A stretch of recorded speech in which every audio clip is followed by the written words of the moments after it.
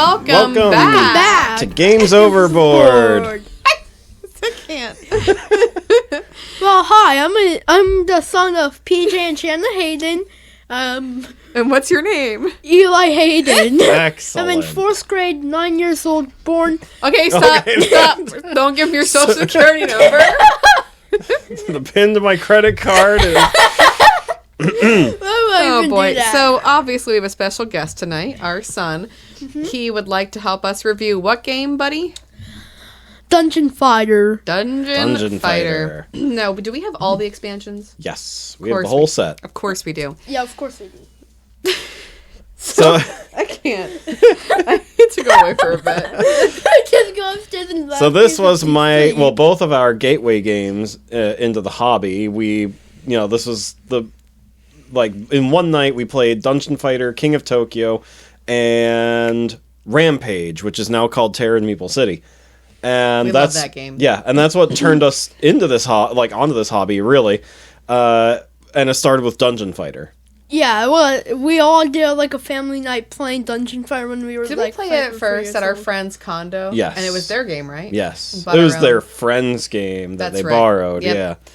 So, we don't want to use names, but thank you to that wonderful friend who would take us to Wildwood all the time, and we'd stay at her condo. Yes. Yep. Moving on. So we have all the expansions, which is awesome. We just played a run-through upstairs with the kids just to reboot our brains as to how the game plays.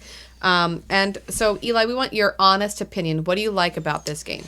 I just like the game because I did a character. It's a... You did a certain character. Yeah, That's I did a certain character that if you did the power-up for the red dice, you could give someone a token that was spear that would protect them from a hit. Yep. And it would have to be replaced back to you, and you could, if you That's could right. keep So doing it. You had a token that you could give away that would give a protection, right? Yeah, for just one hit hit point, but it's helpful. Yeah. I was someone who likes to kill animals, which has me a little concerned. Yeah. Her name was Mirka something. Who did you play, Daddy-O? I was a barbarian, and... You were quite barbaric. Yes. So he just deals lots of damage and things like that. So we'll talk about that when we get into how the game plays. And Sophie was a fire enchantress or something. Yeah. She always leaves the games early, so she played for 2 rounds, and then I played 2 characters. Yeah. Yeah, hers was, the name is a play off Melisandre. Oh, okay, that makes sense. And so the whole game's parodying all kinds of fantasy all over the place. Legolas is in there, but Legolas, doesn't... Yeah, Lucky Longshot. Yeah. And there's the dwarf that drinks beer, and it's supposed to be like Gimli, pretty much. And there are Ents, and each expansion has one of the Fantastic Four in it. Mm-hmm. Ursula makes an appearance. We killed her this evening. Yeah, we did. So do we have specific questions for Eli before we send him upstairs? So Eli, what's fun about this game for you? Fun about it is me just rolling that red dice and giving out that token. And killing monsters? Yeah, getting ultra triple gold. So if when you want to play the game, why? What makes you want to play the game so much? Killing monsters and that token. It's not I love hanging out with mommy and daddy. No. That's stupid. That's it too. But oh, is it? That, yeah. I just want that sweet token. Okay. Oh boy. Anyway, would you say that it takes someone who's really skilled to play this, or is it good for anybody? It's kind of good for anybody, but a person that's kind of skilled but good at the game or played the game once or twice and they know how to play the game, we'll have to teach them and they'll know the game forever, basically. Yeah, it's pretty easy. I agree. It's pretty easy. Yeah. That's an honest review. So out of 5 stars, what do you give it? 5.5 stars. What? All right, math is not his strong suit. I know. I was meant to say 5 stars, but I just want to be funny. On you. Any more questions for him? Do you have any cons for the game? What don't you like about it? Any monsters that's over 50 health, they're just impossible. They'll just kill you. That's not true. We killed one this evening, but you're right. Yeah, but was that 40 health, not 50? It was 54 to start off with. It was 33. Was it? Yeah. Yeah. So it was weaker. So it was easier. It was close. You're all wrong. We're all Yeah, wrong when this just like evening. 3 people play the game, they're like just mine, but they don't know how it works. It's just full out madness with a 50 HP boss. That's true. Yep. All right. Well, we thank you so much for joining us this evening, sir. Yep. Thanks, Eli. I'll see you next time whenever we do a game like that again. All right, sounds good. Well, hello. It's just you and me now. We got rid of the child. Look at you making all this noise with these papers. Making you're all this tossing around. noise, pulling out the booklet here. Cool. Yes. Because I want to start recognizing the designers. I always feel bad. Like, we record an episode, and I'm like, oh, I forgot to say the designer's name. Well, I do want to say I do love the artwork of this. So and the people who I was created going it to is a mention fun the game. illustrator Yes. and graphic designer did both. Julia Gigini. I hope. Man, I apologize for that. Very Italian. But the designer of the game itself, there are 3 of them: Lorenzo Silva, Aureliano Buonafino, and Lorenzo Tucci Sorrentino. You are doing pretty good. It's not bad. So I apologize if I wrecked your name there, but I definitely want to give recognition where it's due. So, Dungeon Fighter. Let's get into how it plays. It is... You throw dice at a target. You bounce dice onto a target, which is even worse. Way harder than just throwing, because once they hit the table, they can just go in any direction. Yes. It's science. Yeah. So to play the game, you are bouncing dice onto a game board. Which looks really cool. Is really cool. It's this target and has bones coming off of it, and it looks like someone like drew like numbers onto it. Again, blood of their enemies. Again, the artwork is just awesome in it. Yeah. You draw a monster card, and it tells you how much health the monster has, how much damage it deals you if you miss, and then you just bounce dice onto a target to kill the monster. And then you collect loot, move on to the next room. So it's like a dungeon crawler, but it's also a dexterity game because you're bouncing dice. And then at the end of each layer of the dungeon, you get to go shopping and buy weapons. And the game is very thematic, where depending on the monster, you might have to do certain things. Like if it's Medusa, you have to close your eyes when you fight it. Or if it's a Monkey King, you might have to hop when you throw your die. If you're going against a rock monster, you might have to smash through a rock wall or something to get to it. So lots of really neat things that you have to do when playing this game, but it doesn't feel gimmicky. It feels like it fits. Where other games make you be silly for the sake of being silly, this one makes you be silly because of what you're fighting or the location you're in, which I just think is really well designed and really interesting. And like I said before, this is the first hobby board game we ever really played, so it really opened our eyes to what board games could do. I never understood that there's a game where you could just bounce dice onto a target to kill monsters, and that the monsters could hit back and then make some crazy dice throws. Man, some of these, like the specific throw requirements, like for when you want to do the dancing shot, right, for that one. Oh, yeah. I was like, I'm not going to spin in a circle because I'm going to get dizzy and not do very well.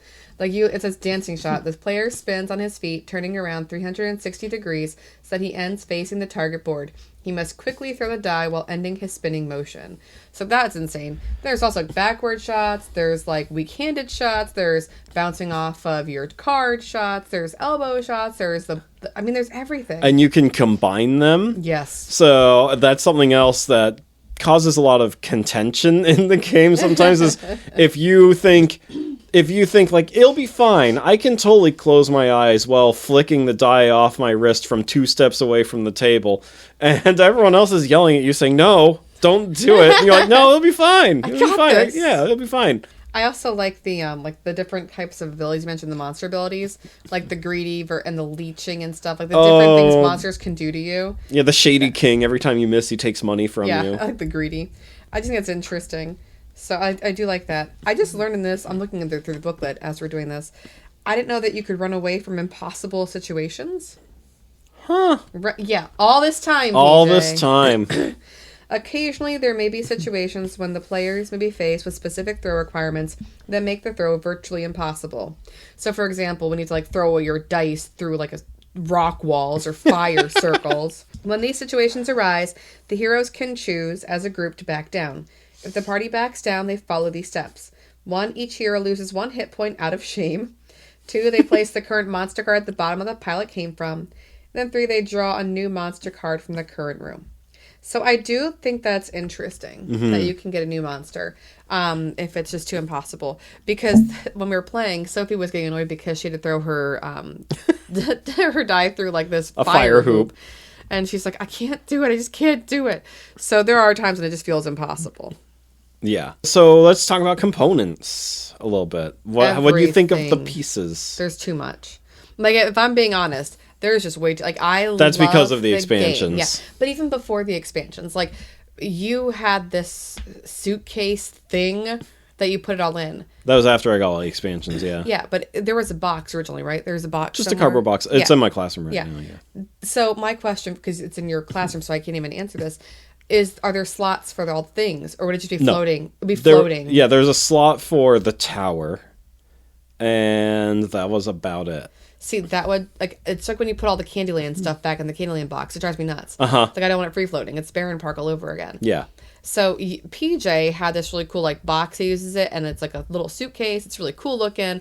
It's antique-y. Your mom found it, I think, for you for a Christmas present, maybe? I found it on Amazon, and is it? Okay. Yeah, they found it on my wish list and say that they bought it for you. Yeah. They bought it. Or anyway. Yeah. Oh, okay. And then you had like you have a box in there for all the little die, like little plastic components. Yeah, I've like collected my own boxes and put stuff in it. It looks fancy because we made it fancy. Yeah. But there's like that free floating in a box would drive me bonkers. Mm-hmm. So there's just a lot of like different sized, like there's dice components. There's like little blue things, and I mean, there's I'm explaining it terribly, but there's those little water die, like that's an issue. Oh yeah, so that's another expansion piece too. So in the base game, there's the tower, the cards, the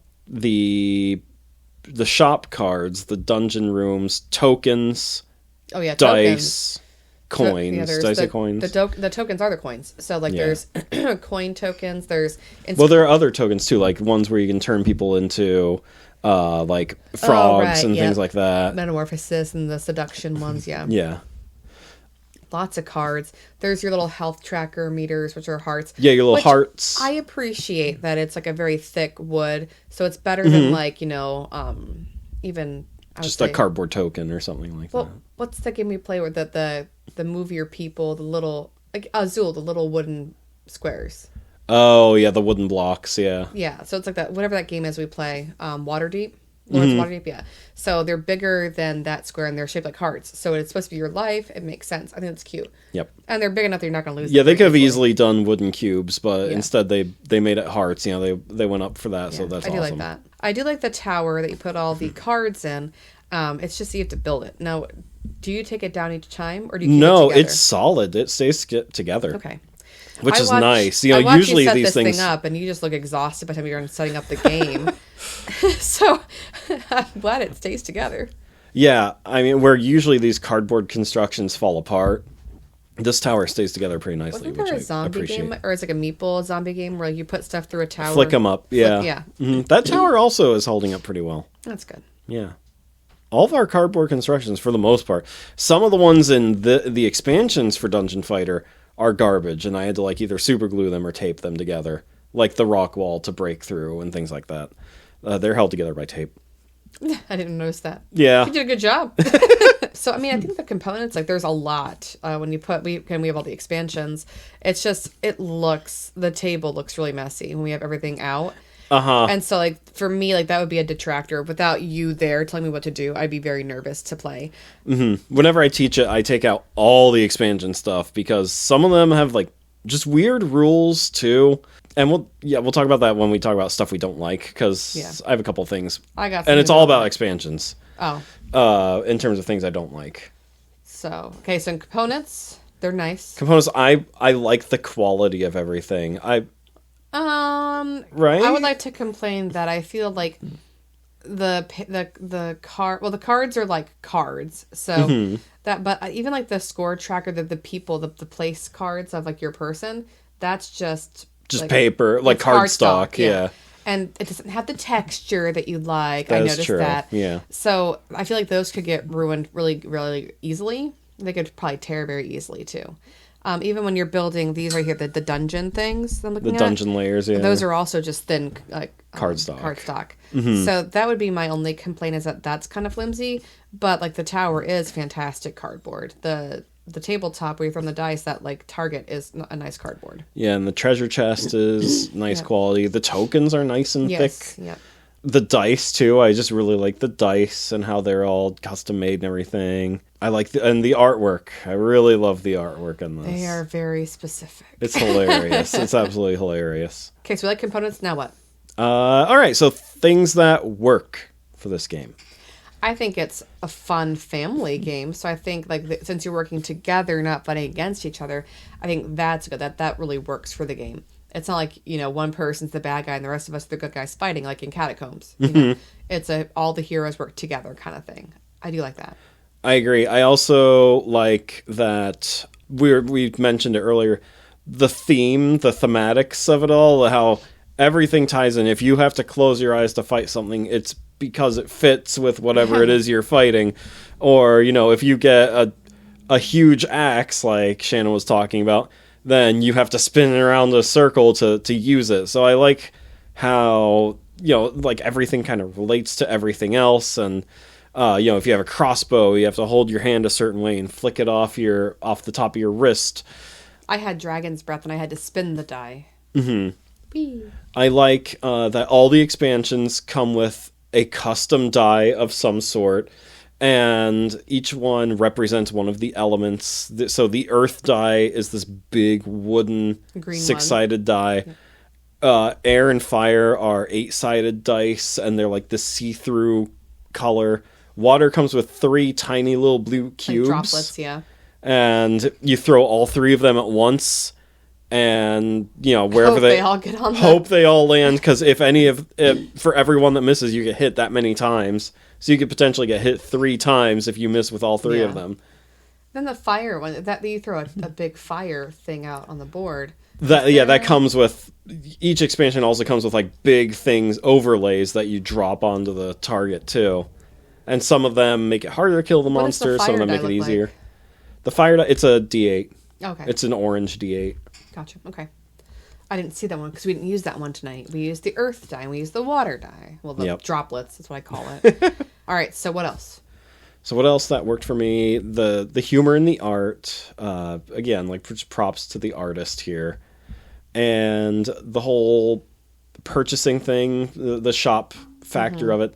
And the difficulty. Because it's a cooperative game, it needs to be difficult. Because if you just win, if you win it every time, you don't want to play it. Yes, you do. This is like me playing that island game. When the kids were younger, we played this game all the time, and because they were younger, they wanted to win every time. So we ignored a lot of the rules. We almost never took damage, and so I ended up kind of hating this game, and I forgot why I ever liked this game in the first place. And it wasn't until I took it into our tabletop club at the beginning of this school year and introduced my students when I fell in love with this game again, because I watched them just have such a good time. We'll talk about that when we get into our stories aspect of the game.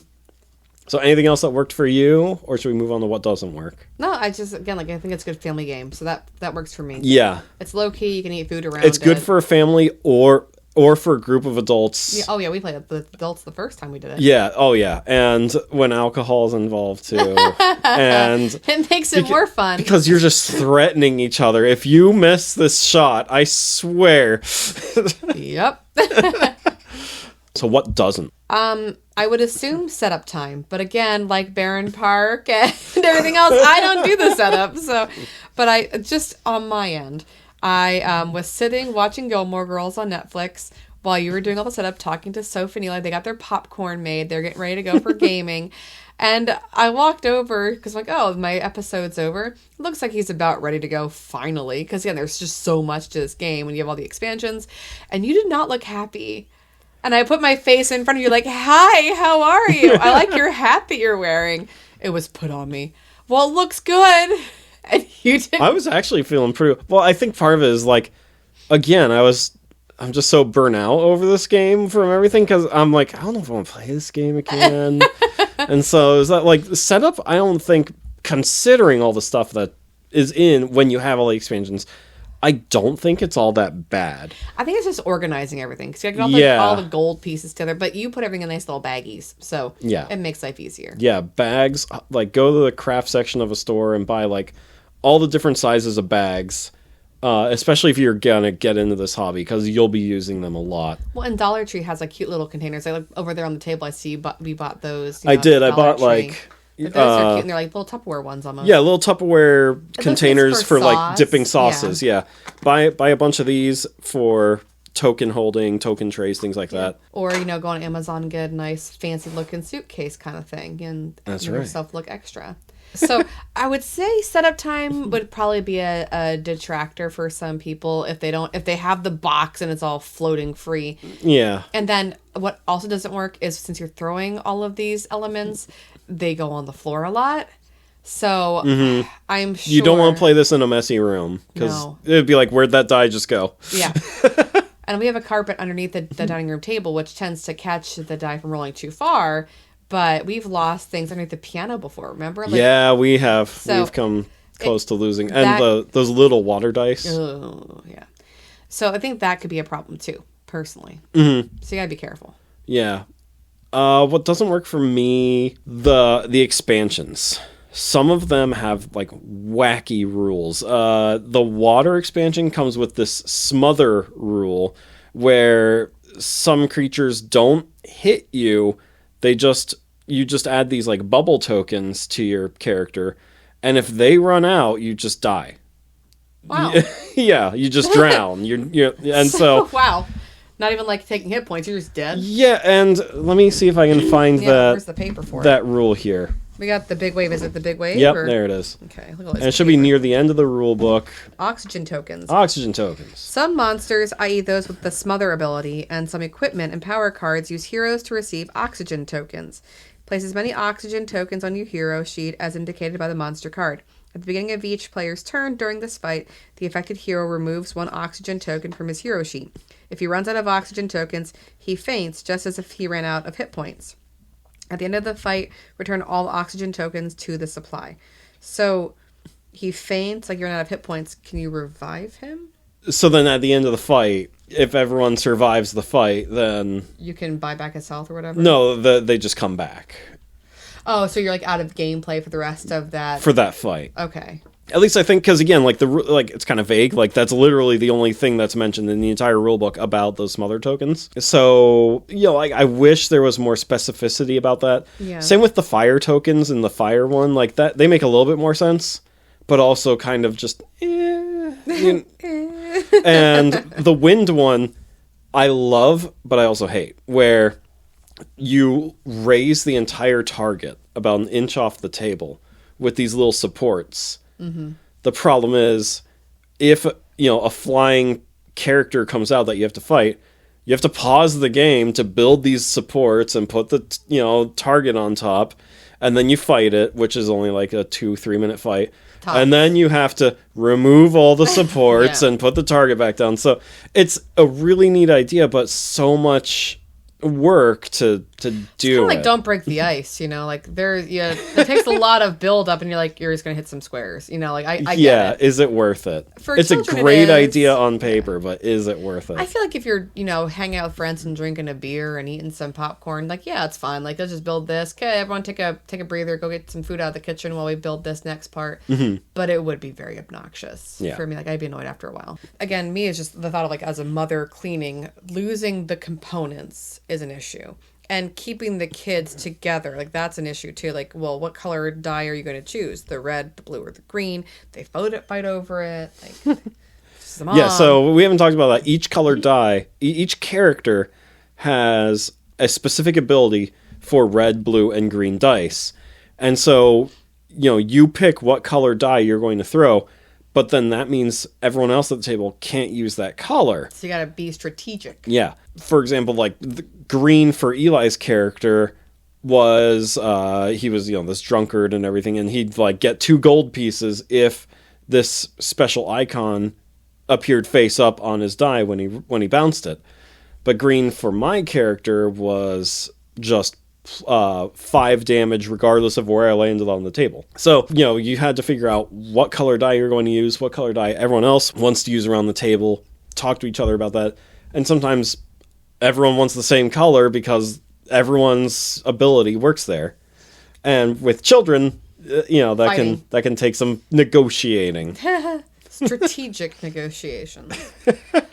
All right, so what's the next question? I wanted to go back to one thing that does work for me, and that is, and we mentioned it a little bit, is the parodying of all of it. There's like Jack Sparrow in there, and as a pirate, there's Legolas, things like that. The Fantastic Four all make it, and I just think that's just fantastic too. But anyways, any of the monsters you fight. Yeah, a lot of the monsters you fight as well. So lastly is just fun stories or things like that. For me, it's fun stories and memories from this game. Tell me some of your fun stories, Stud. I'm going to start with the most recent, which is Tabletop Club, where very first thing that they fight is a wolf. That's it. Just one wolf. We killed one of those this evening. Yeah, we had no problems with it. My students, there were 6 of them, and they were almost dead from the wolf. Jeez. And one of them just leans back, and he's like, in D&D, it'd be a whole pack of wolves versus a party. Here it's a whole party versus a wolf, and we're struggling. and then they like keep trying to kill this thing, and they keep losing and getting hurt by it. And he goes, guys, this is the first monster. And they're all like, no. It's fine. And so just watching them struggle really made me realize like how good this game can be. And one of them even made the threat that we heard on our first game of, if you miss this, I'm going to hit you. Well, that happened too. Like my story, I'm thinking now, of course, there was some booze involved at the beach, and somebody got hurt. Like, because we had all these different abilities we had bought, like, so axes, whatever. And so one person was supposed to spin around in a circle, then throw the dice, like, underneath the leg and up onto the table, and needed to twist on. Like, I remember it was one a person. Big combo. It was a lot things. of stuff. And then, like, something happened. And was it me or was it her? Someone got hit in the head. I think it was her. Oh, yeah. We had to put ice on someone's head.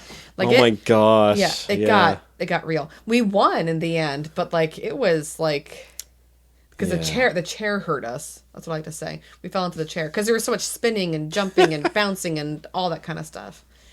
Oh, the memories of that. Because she had like a black and blue eye the next day. Like there was a bruise above her eyebrow. It was a solid hit. Yeah, I think she was bleeding a little bit too. I don't remember. I do. Enough, because that was like one of my best friends who got hurt from a board game. So, I also like just seeing the kids like laugh. Like Eli has so much fun. We heard him earlier talking.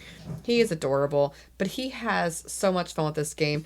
And we let them cheat. Like, oh, it was just a practice throw. It doesn't count until you say this one counts. And still they don't. Oh, count. that is something you'll say a lot. Practice throw. Yep. This is a practice throw. But he just really enjoys it. Like, it's nice to see, like, just him smiling and so them getting along for, like, 2 seconds. Mm-hmm. They're at an age now. Well, she's at an age where little brothers aren't cool anymore. Unless it's Alex, because he's a baby. There was one snow day where Eli threw the die onto the board in the final boss, and he landed in the bullseye with the activation symbol face up, which is instant kill. So he killed like a 40 hit point boss in one throw, and he just howled. It was awesome. So proud. It was great. Oh, it makes you happy because he's so cute. Like you said, like in our Well House exorcism, he's just pure goodness. You feel bad when he cries, the world cries. So when he smiles, the world smiles. Absolutely. Any other stories you have? No, I mean, but no, we kind of We've used it with lots of friends. Like we've played it with so many groups of people. A lot of our friends, and then that's why like one of our friends said we should stop D&D campaigns, like the ones we do on the weekends that we aren't recording because we have a different campaign that's not on our podcast right now. Mm-hmm. But one of our friends specifically said, "Could we stop D&D for a bit and go back to playing board games because I miss playing all these board games with you?" So, and this is one that will break out definitely. Yeah. Now I will say one thing is this game, because we have had some guests over who were like significantly overweight and things like that, and this game is not an option for that. You know, like a lot of board games are literally for people of any ability, but if you have a physical disability or, you know, things like that, or are overweight or, you know, just have physical limitations, you won't be able to play this game, which... Well, it depends on if you buy those extras or not. Because, like, you don't have to lift your leg up. No, that's a standard card. The lifting the leg up. But doesn't that go along with, like, the different things, like the swords you can buy? Not always. Some of it is, like, the Monkey King. If you fight a particular villain, it might make you do things like that, too. And you could ignore those rules as well, I'm sure. But well, then you would have to run away, right? That'd be the impossible situation. It'd be an impossible situation you could run away from. But that is something to think about. Yeah, that is true. Because, like, I know that some people that we have played with would really like this game if they were physically able to. Yeah. Well, it makes me think of, like, Terra Maple City, too, because, like, I will get on the table. Oh, that's another one. Yeah, Yeah, like, I get really into that one. It demands you to. Like, you have to put your chin on the pieces. Yeah. So that's another one where you have to be physical with the game, where most games don't. Dexterity games in general make you do that. That's funny, because every time I played this, unless I chose to throw the dice under my leg because I bought, like, that card, I've always sat at the table and just tossed the dice on the board. Like, I've never had a physical issue because I'm just like, I'm just going to lay here. See, I always want to stand when playing this game. I do stand sometimes, too, but, like, standing isn't a physical, like, hardship for some people, you know? But I just kind of sit there, I'm like, yeah, like Sophie, she just kind of rolls. But people hear board game and they think, like, sitting at a table, and this is not sitting at a table. Terra Maple City, like, you could be, like, on the table. Mm-hmm. We have pictures of me, like, on the table. We do. Yeah. Yeah. And I still won. I'll have to see if I can find that. I'm so proud of that one. Oh, that's a good picture. Because I was like, wasn't I, like, almost Gollum-y over it to get to my perch? Jack and, like, was there for that one, Yeah, Jack was too. there. I was really proud of that. You had at least one knee on the table. Maybe your other foot was on like the chair. On it. Like, I was on the table. We're gonna have to do a review of that one. When I'm playing, like, I get competitive. When it's against Jack, because I have to. Yeah, we need Jack over here for that one. Yes, we do. Not the children, and we cannot play with the kids because that causes a ruckus in our house. All right. Anyway, back to Dungeon Fighter. Anything else you want to say about this? No, this is a great game for all ages. Okay, so how about cost? I'll ask you questions now. Yes. Base game and then all the additions. So the version we have is out of print. Okay. There's a new one, and I'm still trying to wrap my head around how it works, because the Kickstarter had 4 versions of the game. Ew. Each version was the base game, but with one of the expansions mixed into it, and you couldn't separate them. Okay. So if you wanted the whole set, you had to buy the whole game 4 times. Ew. Yeah. But then I looked on Amazon, and it looked like you could just buy the regular game. Like, maybe they thought that was a bad idea. Yeah. And because now on Amazon, it's like $35, and it doesn't look like it follows that business model anymore. It just looks like it's regular old Dungeon Fighter. Okay. I hope that's how it is, because I was going to back it. Like, Dungeon Fighter 2nd Edition, under new company, with new artwork and new, new stuff. New company. Oh. Yeah, so I was like, this, but I was like, maybe they can update it. The original clue to, like, be Harry Potter clue, whatever. Like, no, just give me the original.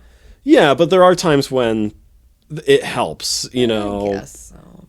There are some games that have gotten drastically better with a 2nd or 3rd edition.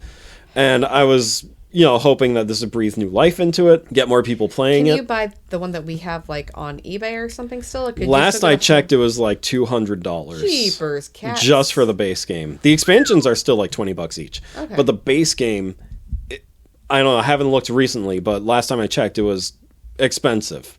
Okay. For this version that we have. Well, I mean, and again, like weigh the cost with how much fun you're going to have. Like this game doesn't get old for me. You know, I don't set it up. You do. You haven't had to play nearly as much as me either. Nope. This is like when it's a really snowy day. I'm like, I got to do grad school. You guys go ahead and have fun. Bye. Yep. But yeah, this game usually runs for like $35 to $40, and I think that's more than a fair price. Yeah.